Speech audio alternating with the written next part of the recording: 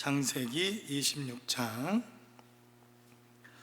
1절로 11절까지 말씀을 한 절씩 교독하도록 하겠습니다. 다 찾으셨으면 제가 먼저 26장 1절부터 한 절씩 교독합니다.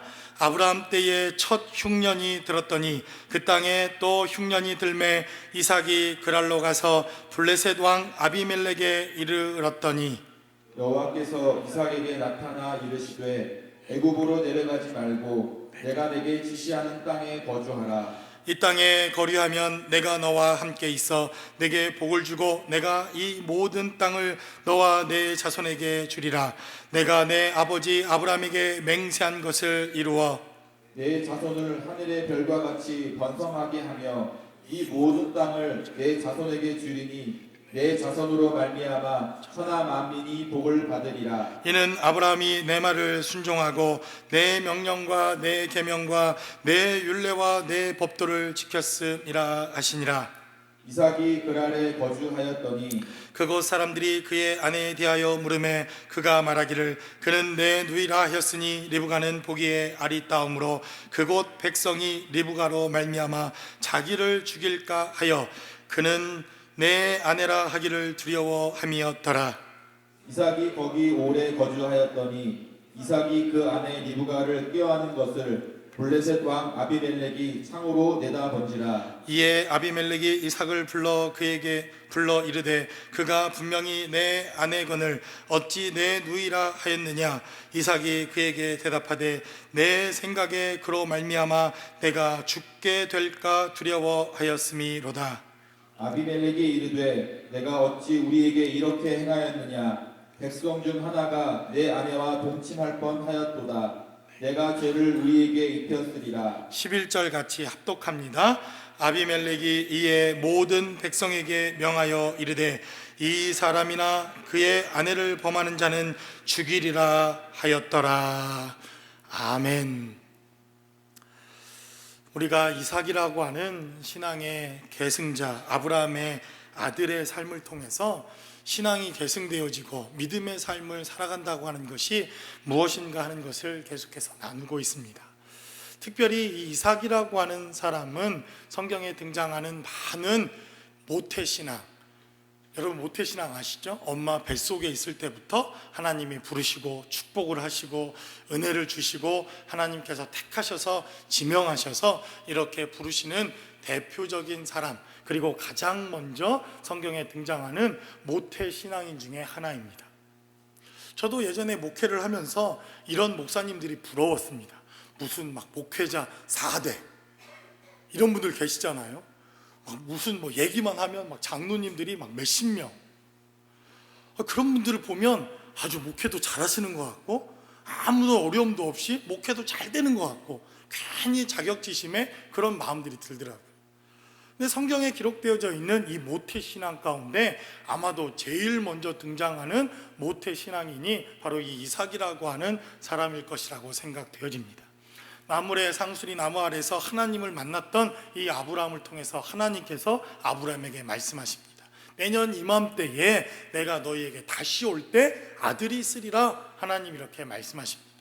그러니까 그 아들이 태어나면서부터 그는 복중에 있을 때부터 하나님이 택하신 자녀요 하나님의 사람이요 신앙인 아닙니까?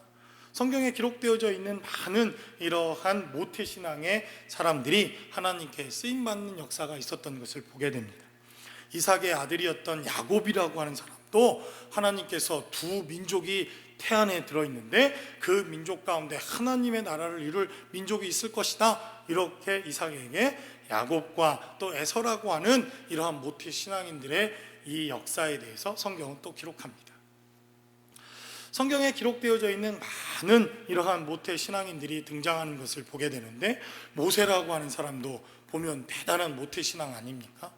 그는 어머니 뱃속에 있을 때부터 근심과 걱정 안에서 그 젊은 부부의 기도와 근심과 걱정과 하나님의 인도하심대로 그는 태어납니다.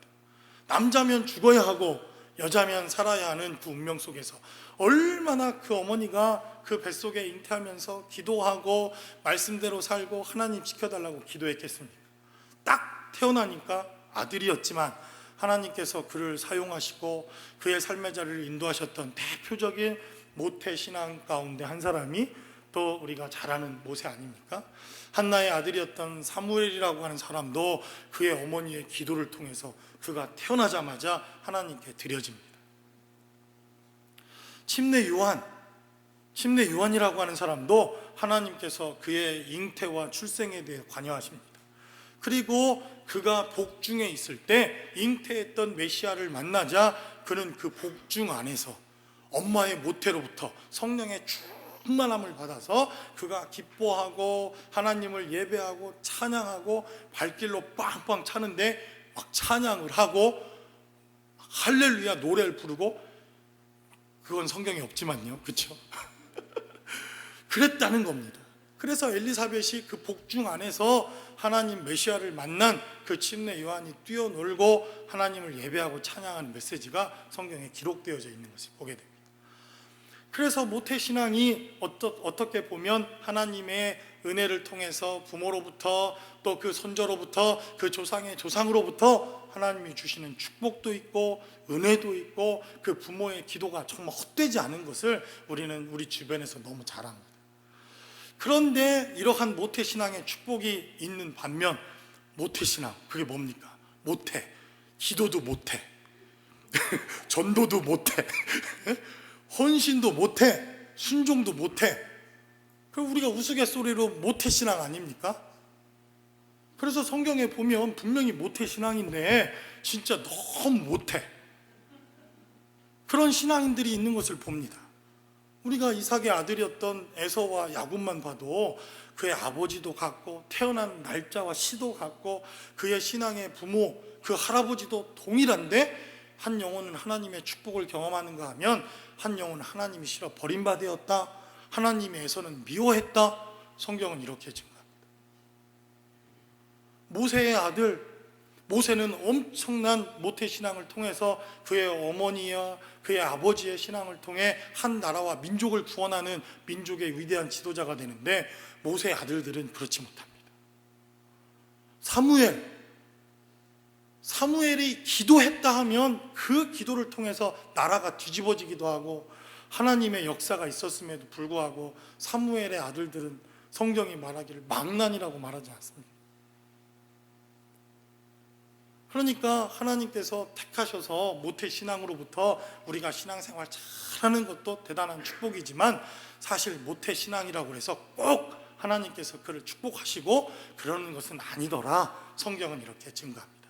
그럼에도 불구하고 오늘 본문에 기록되어져 있는 이 이삭이라고 하는 사람의 삶의 축복이 시작되는 창세기 26장을 잘 살펴보면 모태의 신앙, 그 부모의 신앙과 아버지의 신앙과 하나님이 주시는 은혜로부터 그 자손 대대의 축복이 내려가는 것이 얼마나 축복인가 하는 것을 창세기 26장은 우리에게 증거합니다.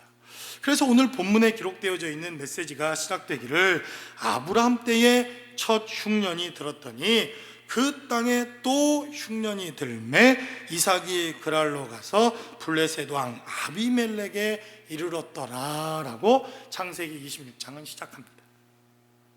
우리는 이미 창세기 25장에서 아브라함이 죽었고 아브라함이 이삭을 통하여 충만한 많은 유산을 물려주고 이삭이라고 하는 사람이 신앙의 계승자로 하나님의 일들을 시작하는 이러한 하나님의 말씀을 나누었습니다. 그런데 오늘 본문에 시작되는 메시지를 보니까 아브라함 때에 첫 흉년이 들었다가 또 그 땅에 이삭의 때에 흉년이 또 들었다 이렇게 말합니다. 대단한 흉년이 시작되었고 대단한 어려움의 고통의 시작이 시작되었던 이때에 하나님께서 2절과 3절에 기록된 말씀을 통해서 여호와께서 이삭에게 나타나 이르시되 애굽으로 내려가지 말고 내가 내게 지시하는 땅에 거주하라. 2절에 이렇게 말씀합니다. 여러분 이 흉년의 사건 아브람 때도 분명히 있었고 이삭 때도 분명히 있었다. 성경은 이렇게 증거합니다. 그런데 여러분들이 이 아브라함 때 있었던 흉년의 사건과 이삭 때 있었던 흉년의 사건을 보면 하나님께서 이 흉년을 다루시는 사건이 완전히 다릅니다. 아브라함은 어떻게 합니까? 애굽에 내려갑니다. 애굽에 내려가는데도 하나님이 나타나셔서 아브라함아 너 거기 가면 죽는다. 이렇게 말씀하지 않으냐 싶습니다. 그런데 오늘 본문에 기록된 말씀을 살펴보니까 이삭에게는 딱 나타나서 너 내려가면 죽어 아주 그냥 하나님이 명령을 하십니다. 저는 이것이 모태신앙이 갖고 있는 축복 중에 하나라고 생각되어집니다. 하나님이 아브라함에게는 얘기 안 하셨겠습니까? 저는 틀림없이 아브라함에게도 얘기를 했을 건데 아브라함이 못 들었을 확률이 대단히 많고, 그래도 하나님의 뜻대로 살아오고 말씀대로 살아왔던 아브라함의 가정에서 자랐으니 하나님의 음성을 듣는 법도 배웠을 것이고, 하나님이 어느 때 나타나서 말씀하신 것도 이삭이 그 삶의 자리에서 훈련을 받지 않았겠습니까? 그리고 그가 제단에 탁 누웠을 때 아브라함아 하나님이 부르셨던 그 부름도 이삭은 분명히 들었습니다. 그러니까 오늘 본문에 기록되어져 있는 메시지를 살펴보는데, 하나님께서 아브라함은 애굽에 내려가는데 내버려 두신 것 같고, 이삭의 삶을 살펴보면 하나님이 나타나셔서 적극적으로 너는 애굽에 내려가지 말라 이렇게 말씀하시는 음성이 그의 삶의 자리에 있었다는 것입니다. 그리고 3절과 4절에 기록된 대로 이 땅에 거류하면 내가 너와 함께 있어 내게 복을 주고 내가 이 모든 땅을 너와 내 자손에게 주리라. 내가 내 아버지 아브라함에게 맹세한 것을 이루어 내 자손을 하늘의 별과 같이 번성하게 하며 이 모든 땅을 내 자손에게 주리니 내 자손으로 말미암아 천하 만민이 복을 얻을 것이다 라고 하나님께서 이삭에게 축복하십니다. 근데 그 축복이 누구 때문입니까? 아버지 때문이라는 것입니다. 그러니 모태신앙인데 이 정도면 모태신앙이 엄청나게 복을 받은 것 아닙니까? 그러니까 우리가 모태신앙의 축복을 받아야지 모태신앙의 저주를 받으면 안 된다, 성경은 이렇게 증가합니다. 그런데 오늘 본문에 기록되어져 있는 메시지가 그냥 아브라함의 축복이, 하나님이 약속하신 축복이 거저 이삭에게 이루어지는 것이 아니라 이삭에게도 그가 모태신앙이었고 아브라함이라고 하는 아버지를 가지고 있었음에도 불구하고 이 축복을 얻기 위해 삶의 과정도 필요하고 삶의 훈련도 필요하고 삶의 자리에서 하나님께 순종하는 그의 삶의 훈련의 과정도 필요했다고 하는 것을 창세기 26장은 우리에게 증가합니다. 그래서 오늘 본문에 기록되어져 있는 메시지를 통해서 그는 하나님의 축복과 약속을 받았지만 이 약속의 축복을 삶의 자리에서 열매로 얻기 위해서, 그는 모태신앙이었는데 하나님께서 아브라함을 통해 약속하셨던 그 약속이 이제는 이삭이라고 하는 사람을 통해서 열매로 맺혀지고 그의 삶의 자리에 축복으로 맺혀지기 위해 오늘 본문이 기록하고 있는 이삭의 삶을 통해서 그가 체험하고 경험하고 훈련받고 그리고 그가 이루어냈어야 할 삶의 자리가 있었더라. 성경은 이렇게 증가합니다. 오늘 본문이 증가하고 있는 그렇게 하나님이 부르셨던 이삭의 삶의 자리는 무엇이었는지 본문이 기록하고 있는 말씀을 통해서 함께 나눠보기를 원합니다. 첫 번째로 본문은 우리에게 증거하기를 그는 모태로부터 정말 하나님이 택하신 자녀요 아들이었지만 그는 흉년을 지나보는 경험이 그의 삶의 자리에 필요했다는 것입니다. 이삭 누굽니까? 대표적으로 아버지가 재벌입니다. 아버지가 재벌. 정말 손끝 하나 얼마나 귀하게 그 아버지 아브라함과 그 어머니 사라가 이삭을 길렀겠습니까? 그냥 넘어지면 깨질까? 그냥 불면 날아갈까? 이렇게 기른 자식 아닙니까? 아버지는 거부요, 그때 당시 가장 엄청난 이러한 부를 누리고 있었던 사람입니다. 창세기 25장에 이 아브라함이 죽으면서 이삭에게 얼마나 많은 재물을 남겨둡니까? 그 땅덩어리를 다 나누어주고 그 이삭에게 축복하여 그의 모든 유산을 그 아들에게 나눠주었다. 그리고 성경은 25장에서 아브라함이 죽습니다. 그러니까 그는 태어날 때부터 거부요, 지금도 부자요, 고생이라고는 해본 적이 없는 그러한 사람이 이삭입니다. 제가 이럴 줄 알았으면 영어 이름을 이삭이라고 했어야 되는데 폴이라고 해가지고 그냥 보니까 얼마나 고생 바가지인지 이름도 잘 지어야 되겠더라고요. 그러니까 이삭이라고 하는 사람은 성경에 기록되어져 있는 메시지를 살펴보면 별로 고생한 게 없습니다. 아버지의 축복을 이어받았고 어머니의 축복도, 어머니의 사랑도 엄청 많이 받고, 더군다나 아들이 딱 하나 아닙니까? 우리는 아들이 셋이라 뭐 형하고 막내 빼면 뭐 가운데 뭐가 있겠습니까? 여러분들이 둘째들도 사랑해 주시기를 주님의 이름으로. 그러니까 이 이삭이라고 하는 사람은 지금까지 흉년을 경험해보거나 어려움을 경험해보거나 아픔을 경험해보거나 어려움을 경험해본 사람이 아닙니다. 그런데 오늘 본문은 기록하기를 그가 하나님의 축복을 경험하고 하나님의 열매를 경험하고 신앙의 계승자로, 믿음의 계승자로 살아가기 위해서 이삭도 반드시 이 흉년의 때를 거치며 하나님께서 역사하시는 이러한 삶의 자리가 필요했음을 본문은 우리에게 증거하고 있다는 것입니다. 그래서 성경 곳곳에도 흉년에 대한 이야기가 끊임없이 등장하는 것을 보게 됩니다. 오늘 본문에서도 말씀했듯이 아브람 때 첫 흉년이 있었습니다. 그래서 아브라함도 먹을 것을 찾아 내려가니 어디까지 내려갔습니까? 애굽이라고 하는 곳까지 내려가 그곳에서 너무 어려운 일들을 당하고 겨우겨우 하나님께 얻어맞고 다시 가나안 땅으로 돌아오지 않습니까? 또 이 흉년에 대한 이야기가 우린 요셉의 이야기를 통해서 또 듣게 됩니다. 하나님께서 7년이라고 하는 엄청난 풍년을 주셨음에도 그 흉년의 때가 7년이 다시 더해지자 언제 풍년이 있었냐라는 것을 새카맣게 잃어버릴 만큼, 그리고 그 흉년의 때를 지나자 요셉이라고 하는 사람이 하나님의 사람으로 쓰임받게 되어지는 역사가 있는 것을 보게 됩니다. 그리고 우리가 잘 아는 것처럼 우리 룻기라고 하는 성경도 정말 이 흉년의 때가 있었던 그 지방과 그 룻기라고 하는 그 메시지가 너무 상반되는 것 같지 않습니까? 베들레헴, 떡집, 방앗간 뭐 이런 뜻입니다. 쌀이 떨어지지 않고 먹을 것이 늘 풍부하고 그곳에는 곡식이 넘쳐나고 늘 풍년일 것 같은 그 베들레헴에 흉년이 찾아왔다, 성경은 이렇게 말합니다. 그래서 그 룻의 고난과 나오미의 고난과 그 가정의 고난이 시작되는 것 아닙니까? 그리고는 결국 먹을 것을 찾아 그들도 모압 땅, 하나님이 원하시지 않는 땅으로 흘러 들어가는 역사와 사건이 바로 룻기를 통해서 우리가 경험하게 됩니다. 그런데 오늘 본문이 기록하고 있는 메시지가 꼭 먹고 사는 문제의 흉년이냐? 뭐 물론 오늘 본문이 기록하고 있는 메시지는 당장 먹고 사는 문제, 경제적인 문제, 살고 먹고 사는 문제에 오늘 본문에 기록되어 있지만 우리의 인생의 삶의 자리에서 꼭 이 흉년이라는 것이 먹고 사는 문제만은 아니라고 하는 것을 우리는 경험합니다. 우리 육체에도 흉년이 찾아올 때가 있지 않습니까? 아파서, 너무 아파서 예배에 나오고 싶어도 우리 육체에 흉년이 들어서 예배를 드릴 수 없을 만큼 관계에 흉년이 있는 것도 봅니다. 아니 왜 이렇게 만나는 사람들마다 다 그렇게 힘들게 하고 어렵게 하는지, 이상할 정도로 만나는 사람들마다 그냥 어렵게 하고 힘들게 하는 관계에 흉년이 있을 때도 있지 않습니까?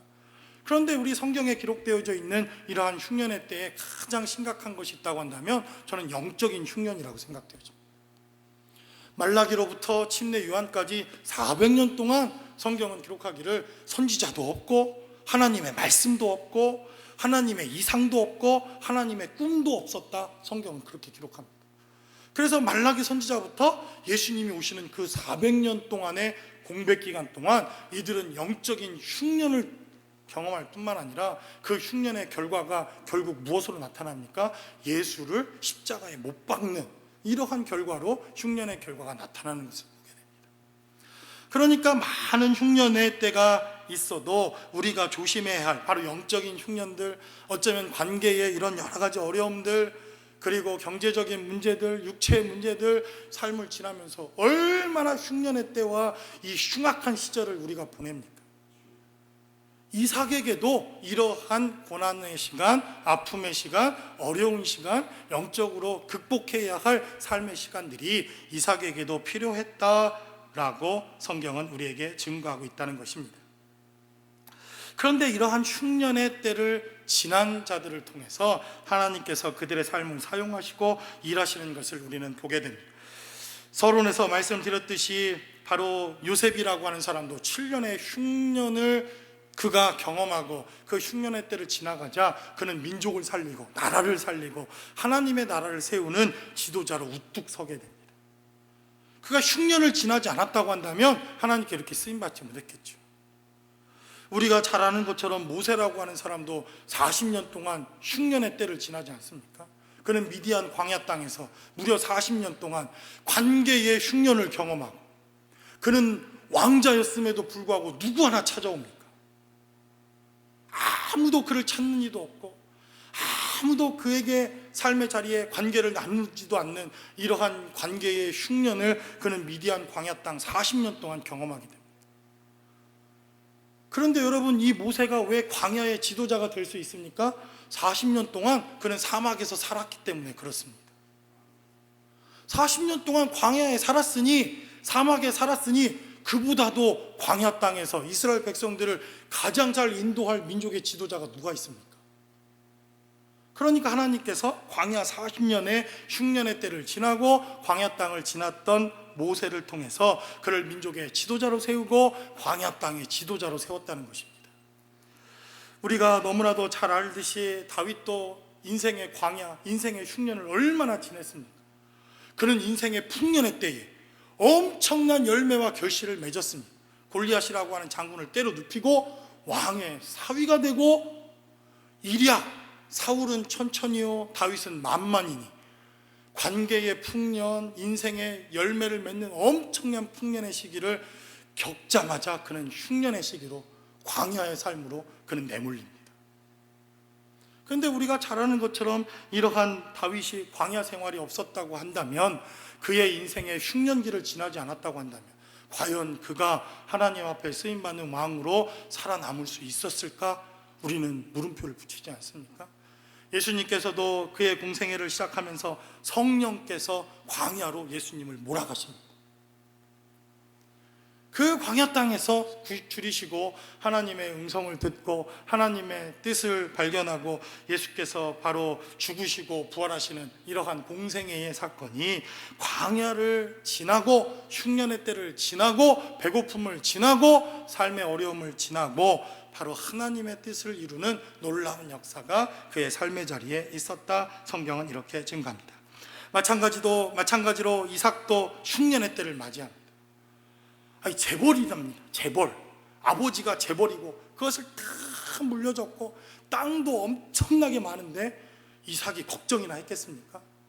1년 흉년 들어도 곳간에 먹을 게 있고 2년째 그래도 먹을 게 있고, 아니 3년이 지나 4년이 지나 5년이 지나 6년이 지나 계속된 흉년이 되어지니 이삭도 그 흉년의 때에 하나님이 허락하시는 이 흉년과 광야를 지나는 경험이 없이는 결단코 믿음의 사람으로 설 수 없었다. 성경은 이렇게 증거하고 있습니다.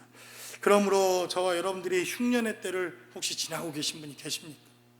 육체의 흉년, 관계의 흉년, 이미 제가 여러분들에게 말씀드렸듯이 빵꾸 오브 아메리카, 재정적인 흉년을 그건 몇십 년이 됐고, 이러한 흉년의 삶의 자리 하나님께서 허락하셨다고 한다면 이 흉년도 끝날 날이 있고, 이 흉년의 끝에 하나님께서 저와 여러분들을 사용하실 때가 있음을 기억하고 하나님의 은혜와 생명 안에 거하는 저와 여러분들의 삶의 자리가 되시기를 주님의 이름으로 간절히 축원합니다. 두 번째로 본문은 우리에게 증거하기를 반복되는 시험, 그리고 이 시험을 극복하는 삶의 여정과 과정이 필요했다. 본문은 우리에게 증거합니다. 아니 시도둑은 못한다고 그런 얘기를 하잖아요. 옛날 할머니, 아이고 저거 시도둑은 못한다. 처음엔 그게 무슨 말인가 했어요. 저는 내가 도둑놈이라는 건지 나중에 도둑놈이 되라는 건지. 아니 할머니들의 말은 좀 어렵더라고요. 그렇죠? 예. 그런데 참 이 한국말은요, 끝까지 듣고 인생을 살면 참 심오한 그러한 말들이 있습니다. 진짜 시도둑은 못하잖아요. 예, 시도둑은 정말 못하는 거 아닙니까? 오늘 본문에 기록된 말씀을 살펴보면 이삭이 DNA 무슨 조사를 할 필요도 없어. 아브라함이 한 일을 똑같이 하고 있습니다. 그러니까 자식들 때문에 속 썩을 일이 아닙니다. 우리는 다 까맣게 잊어버려서 그렇지 그 씨가 어디서 왔겠어요? 네? 할렐루야. 아닙니까? 고개를 절레절레 흔드네. 아니래요, 우리 전사님은. 할렐루야. 아니 저도 봐도 저것들이 누굴 닮아서 저러나 제가 막 속상하는데 돌이켜보면 그래도 양반이더라고요. 저는요 어땠냐면 우물가에 옛날에는 탁 펌프질 해가지고 막 이렇게 했지 않습니까? 그러면요 이렇게 보고 있다 흙을 확 집어넣고 도망가. 동네 뒤집어져. 그러니 그 씨가 어디서 나왔겠어요? 뻔한 거지. 근데 오늘 본문에 기록된 메시지를 살펴보니까 이삭도 지 아버지가 했던 그 죄악과 허물을 그대로 오늘 본문에 기록된 대로 합니다. 아유, 저도 이 이삭의 심정이 100% 이해가 돼요. 무슨 말인지 알죠? 예? 저는 너무너무 이거를 잘 압니다. 왜냐하면 그 아내가 너무 아름다워서 내가 그 아내 때문에 죽게 될까 두려워하였다. 저는요 이삭의 심정이 100% 공감이 됩니다. 아멘 하시는 분들에게 너무너무 공감이 되는 거예요. 월요일날 본문 설교를 다 끝내고 나니까 막 얼마나 막 이 메시지가 진짜 내 메시지 같은지. 할렐루야. 그러니까 이 이삭이라고 하는 사람도 그 아버지 똑같이 사라라고 하는 엄청난 부인을 얻어서 죽게 된 아버지처럼, 아니 이삭은 그때 보지도 않았는데 태어나지도 않았는데 유전자 속에 아주 박혀 있는 거지. 그런데 오늘 본문이 기록하고 있는 메시지 가운데 우리가 눈여겨봐야 할 단어 하나가 등장을 합니다. 7절은 기록하기를 그곳 사람들이 그의 아내에 대하여 물음에 그가 말하기를 그는 내 누이라 하였으니 리브가는 보기에 아리따움으로 그곳 백성이 리브가로 말미암아 자기를 죽일까 하여 그는 내 아내라 하기를 두려워함이었더라 라고 성경은 말합니다. 9절은 또 기록하기를 이에 아비멜렉이 이삭을 불러 이르되 그는 분명히 내 아내거늘 어찌 내 누이라 하였느냐. 이삭이 그에게 대답하되 내 생각에 그로 말미암아 내가 죽게 될까 두려워하였음이로다 라고 성경은 기록합니다. 그런데 이 창세기 26장에 가장 중요한 단어가 이 두려움이라고 하는 단어입니다. 또 한 번 등장을 하는데 우리가 11절까지밖에 안 읽었지만 24절에 기록된 메시지를 살펴보면 그 밤에 여호와께서 그에게 나타나 이르시되 나는 내 아버지 아브라함의 하나님이니 두려워하지 말라 이렇게 말씀합니다. 그런데 여러분 이 두려움이라고 하는 이 단어가 성경에 제일 먼저 등장하는 게 어디입니까? 창세기, 여러분들이 성경을 갖고 있으니까 창세기 3장 10절의 말씀 한번 펴보시기 바랍니다. 창세기 3장 10절. 창세기 3장 10절은 기록하기를 이르되 내가 동산에서 하나님의 소리를 듣고 내가 벗었으므로 두려워하여 숨었나이다. 성경은 이렇게 증가합니다. 야레라고 하는 히브리어가 쓰입니다. 창세기 3장 10절에 내가 벗었으므로 하나님의 음성이 들려오니 두려워하여 숨었습니다라고 하는 단어가 오늘 창세기 26장에도 동일하게 똑같이 이 메시지가 기록되어져 있습니다. 그리고 성경에는 이 야레라고 하는 두렵다, 두려워하다고 하는 이 단어가 무려 316번이나 나옵니다. 그런데 언제 두려워했습니까? 바로 하나님의 말씀에 불순종했을 때, 하나님을 떠났을 때, 하나님의 은혜와 생명 안에서 그들이 에덴 동산을 잃어버렸을 때 그들은 두려워하였다라고 말합니다. 그리고 성경은 기록하기를 우리가 벗었으므로 두려웠다라고 말합니다. 오늘 본문에 기록된 말씀을 살펴보면 동일한 메시지입니다.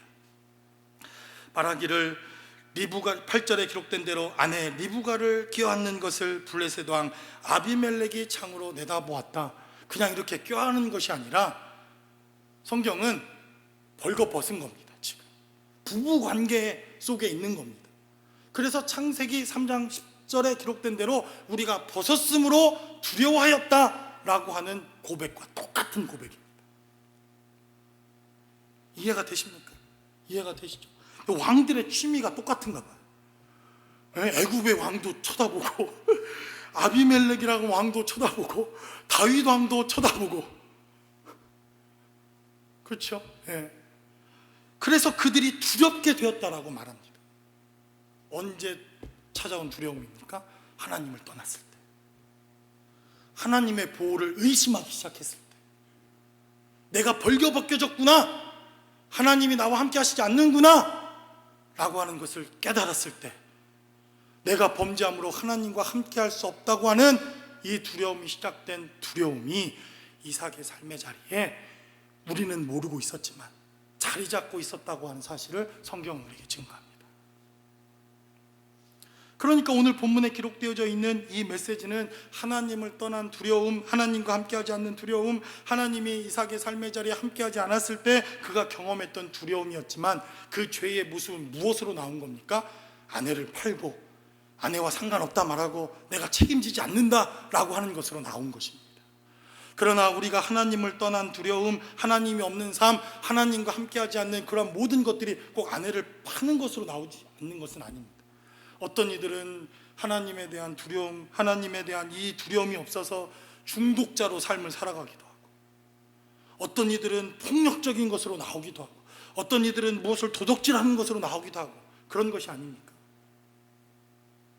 그래서 오늘 본문에 기록되어져 있는 이 이삭이 축복을 받고 하나님의 은혜를 경험하고 그가 하나님의 신앙의 계승자로 살아가기 위해서 그가 극복하고 그가 회개했어야 할 문제가 있었다고 한다면, 하나님을 떠나서 하나님이 함께 하시지 않는 자리에서 하나님과 동행하지 않는 이러한 삶의 자리에서 찾아오는 두려움을 극복하고 이기고 그 삶의 자리에서 하나님을 경험하는 삶의 능력과 체험이 필요했더라. 성경은 이렇게 증거합니다.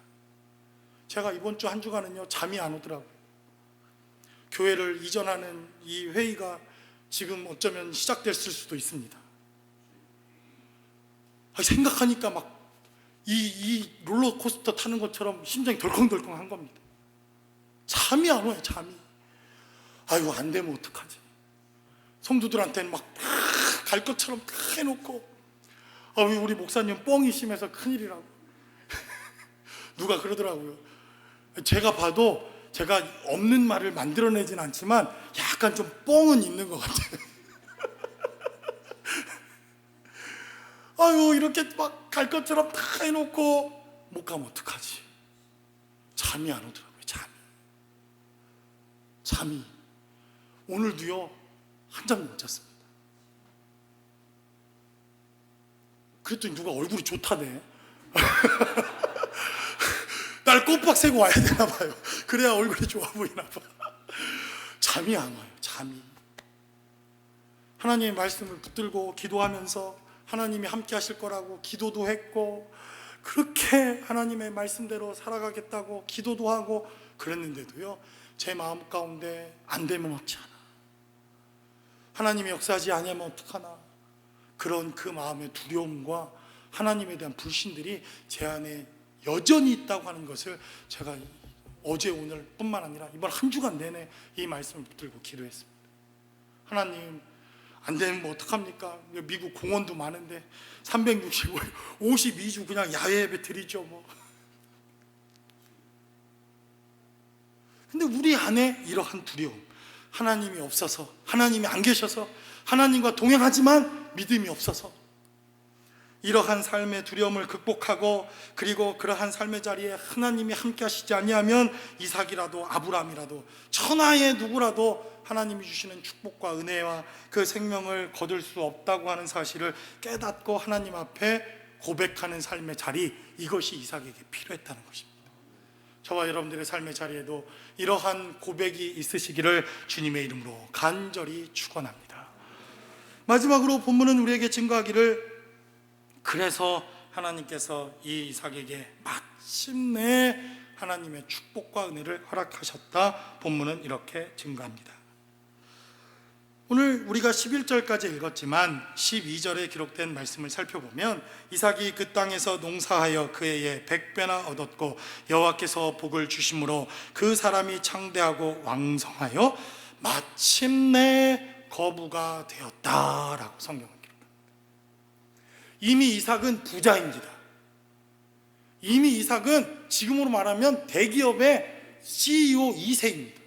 그런데 하나님은 아브라함을 통해서 주신 것, 그것 때문에 이삭이 부자다 이렇게 말씀하시지 아니하시고, 하나님께서 창대하게 하시고 하나님께서 왕성하게 하셔서 마침내 그가 거부가 되었다 이렇게 말합니다. 그런데 오늘 본문에 기록되어져 있는 메시지를 잘 살펴보면 우리가 이 이삭이 하나님의 축복을 받기 위해 마지막 그의 삶의 여정 가운데 하나님이 훈련하셨던 삶의 방식이 있음을 봅니다. 바로 그것은 오래 참고 오래 인내하며 오래 하나님의 음성에 순종하여 끝까지 인내하며 기다리는 축복이었다. 성경은 이렇게 증가합니다. 6절은 기록하기를 이삭이 그랄에 거주하였더니 라고 말합니다. 거주하였다, 이 말은 그냥 스치고 지나갔다는 말이 아닙니다. 그냥 이 렌초 국가문가를 찍고 지나갔다라는 말이 아닙니다. 이곳에 오래 터를 세우고 오래 터를 잡고 하나님이 너 꼼짝 말어 여기 있어 라고 말하는 그 말씀에 순종해서 하나님이 옮기라고 할 때까지, 하나님이 가라고 할 때까지, 하나님이 움직이라고 할 때까지 그에게 무슨 일이 있는지는 모르겠지만 그래도 끝까지 그는 거주했다라고 말합니다. 그리고 8절은 기록하기를 이삭이 거기 오랫동안 거주했다라고 성경은 말합니다. 그러니까 결국 마침내라고 하는 말은 무엇입니까? 지금 흉년이 있었는데 금방 마침내 축복을 받았다, 이게 아니죠. 흉년이었는데 견디고 아이고 이곳을 떠나야지 올해는, 아니 보니까 나오미네도 이사를 가는데 우리도 이사를 가야지, 그러면서 그렇게 마음을 먹었다가 또 견디고 또 견뎠더니 결과적으로 마침내 하나님이 이삭을 축복했다라고 하는 메시지라는 것입니다. 그래서 오래 견디고 오래 참고 오랫동안 그가 하나님의 역사와 하나님의 인도하심을 바라고 기도했더니 마침내 이삭이라고 하는 사람에게 축복의 역사가 있었더라. 성경은 우리에게 증가합니다. 그래서 12절에 기록된 메시지를 살펴보면 대단히 중요한 메시지가 기록되어져 있습니다. 창세기 26장 12절은 기록하기를 이삭이 그 땅에서 농사하여 그 해에 100배나 얻었고 여호와께 복을 주심으로 라고 성경은 기록합니다. 이삭의 생업은 농업입니다. 그러니까 오늘 씨를 심었다고 내일 거부가 되는 게 아니라는 말입니다. 오늘 이 씨앗을 하나 심었다고 이삭이 오늘 그 다음 날 백만장자가 되는 게 아니라는 말입니다. 씨를 심고 싹이 나고 그 싹이 꽃을 피고 그 꽃이 떨어지고 열매가 맺혀지고 여름을 지나 폭풍우를 지나 엄청난 시간을 지나 그리고 마지막 딱 열매를 맺는 것, 그게 농사 아닙니까? 그래서 그가 괜히 농사를 지은 사람으로 등장하는 것이 아니라 오래 참고 인내하며 기다렸던 삶의 자리에서 하나님께서 복을 주셨더니 100배를 얻고 엄청난 거부가 되었다라고 말합니다. 제가 이미 신분 세탁을 해서 저는 도시 남자 아닙니까? 근데 성경이 얘기를 하니까 제 옛날 신분을 또 얘기해야 되잖아요. 여러분, 농사 짓는 게 얼마나 고된 줄 아십니까? 진짜 땡볕에 나가 김을 매야 되고 땡볕에 나가 피사리, 여러분 피사리 아세요? 피사리? 들어는 보셨습니까? 벼를 분명히 벽시만 심었는데 피가 이렇게 삐져 올라옵니다. 근데 똑같아요, 벼하고. 조금 자라면 농사꾼들은 딱 눈에 띄죠. 그러면 모내기 전에 피사리를 다 합니다. 그리고 가서 또 물을 심잖아요. 아니 다 이미 다 제거했는데 피가 또 자라. 그러면 피사리를 또 해야 됩니다. 그러면요, 거머리가 아주 이 피를 얼마나 빨아먹는지 거머리가 나중에는 막 제 피를 빨아먹고 이 똥똥해지, 이만해지. 그래서 우리가 피사리라고 하잖아요. 피사리. 농사 짓는 게 만만하거나 쉬운 게 아닙니다. 우리 저기 한자 하나 보여주실래요? 한자 세대는 무슨 한자인지 아시죠? 여러분들이 아침에 먹는 거 쌀, 한자로 쌀미자입니다.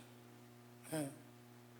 뭐 정확하게 어디서부터 저 자가 시작됐는지 모르지만 한자를 연구하는 분들이 그래요. 저 쌀미자는 8팔자가 2개가 합쳐진 거래요. 8팔자 2개가 합쳐진 게 쌀미라는 뜻이랍니다. 아시겠죠? 여러분들이 먹는 쌀 한 톨이 우리 입에 들어오기까지 적어도 농부의 손길이 88번이 간다는 거예요. 그러니 얼마나 고되고 얼마나 오래 참아야 하며 그 열매가 맺혀지기까지 인내하며 수고하며 땀을 흘려야 하며 오래 기다리는 삶을 통해서 마침내 열매를 얻는 것, 이것이 이삭의 삶을 통해서 하나님이 이삭에게 말씀하셨다라고 성경은 우리에게 증거하고 있다는 것입니다. 그래서 오래 참고 오래 견디고 하나님의 음성을 듣고, 그리고 이제 하나님께서 이 이삭에게 축복을 하시는데, 오늘 본문에 기록되어져 있는 창세기 26장 13절로 14절은 대단히 의미 있는 축복의 메시지가 기록되어져 있습니다. 13절은 기록하기를 그 사람이 창대하고 왕성하여 마침내 거부가 되어 양과 소가 떼를 이루고 종이 심히 많음으로 블레셋 사람이 그를 시기하였다. 14절은 이렇게 증거합니다. 성경은 분명히 그가 농부였고 씨앗을 뿌리는 농사꾼이었다고 말하는데, 하나님이 축복하시자 그가 덤으로 축복을 더블로 받습니다. 양이 부흥을 하고 소가 엄청나게 솥대가 많아지고 종도 심이 많아서 그가 하나님의 엄청난 축복의 역사를 거두기 시작했더라 라고 성경은 우리에게 증거합니다. 그것이 바로 창세기 26장에서 하나님께서 이삭이라고 하는 사람을 축복하셨던 이유요, 이삭이라고 하는 사람도 그의 삶의 자리에서 하나님의 말씀에 순종하고 하나님의 뜻대로 살아가고 그의 말씀 가운데 하나님의 음성과 은혜에 순종하는 삶이 되어지자 그가 거두게 되는 놀라운 축복이었다라고 성경은 우리에게 증거합니다. 저와 여러분들의 삶의 자리에 이제 흉년을 지나고 광야를 지나고 오래 견딤을 지나고 또 오래 참음을 기다려서 하나님이 마침내 저와 여러분들의 삶의 자리, 마침내 제자들 교회에, 마침내 여러분들의 자녀들에게 이러한 하나님의 축복과 열매와 은혜가 맺히실 수 있기를 주님의 이름으로 간절히 축원합니다. 기도하겠습니다.